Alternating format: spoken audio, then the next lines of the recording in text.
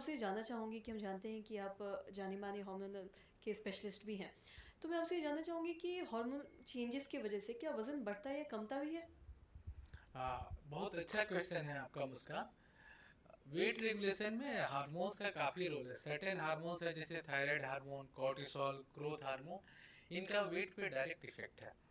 For example, अगर किसी मरीज में बहुत जल्दी से बहुत तेज़ी से वजन घट रहा हो तो हो सकता है कि उसको डायबिटीज़ हो, टाइप 1 डायबिटीज़ या टाइप 2 डायबिटीज़। उसको हो सकता है कि थायराइड की एक्सेस हो, हाइपरथायराइड की बीमारी हो। इसके अलावा पैंक्रियाज का कोई भी बीमारी, जैसे कि पैंक्रियाज की बीमारी हो, पैंक्रियाटिक डायबिटिक बोलते हैं, पैंक्रियाज का कोई ट्यूमर जिससे हार्मोन निकलते हैं, ग्लूकागोनोमा, ये सारे वेट लॉस के कारण हो सकते हैं। सिमिलरली, यदि इसके अलावा अगर एड्रिनल इनसफिशिएंसी है तो इसमें भूख नहीं लगती है और मरीज का वजन एकाएक घटते चला जाता है।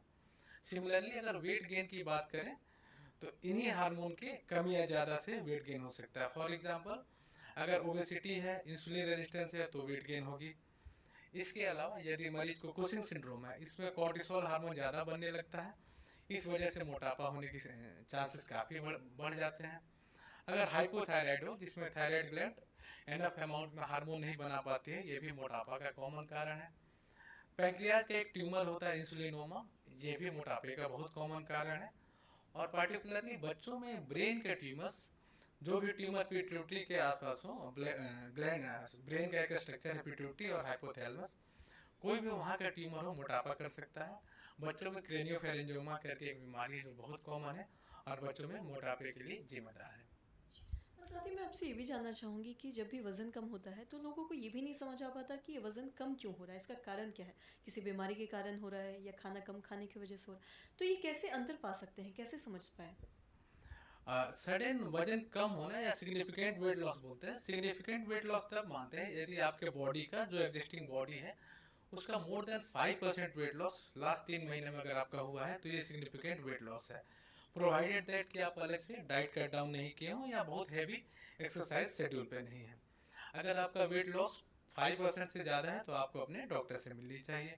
सडन वेट लॉस का कारण जैसे मैंने बताया डायबिटीज हो सकती है, एड्रिनल इंसफिशियंसी हो सकती है, डायबिटीज की, हाइपरथायराइड की बीमारी हो सकती है, और खासकर ओल्डर लोगों में कैंसर, जो एक कॉमन न्यूप्लेसिया है, वो बहुत बड़ा कारण है ओल्डर लोगों में सडन वेट लॉस का। तो हमें तुरंत, अगर वेट लॉस आपका हो रहा है तो तुरंत अपने डॉक्टर से मिलें और देखें कि वेट लॉस का कारण क्या है।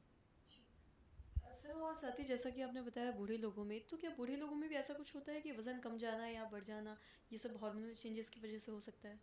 हाँ बिल्कुल, जैसे उम्र के साथ होती क्या है ना कि हमारी ग्लैंड की एजिंग होती है, नॉर्मल एजिंग होती है। तो जो हार्मोनल इफेक्ट हम लोग यंगर एडल्ट लोग में देखते हैं वो बूढ़े लोग में वैसा नहीं होता है।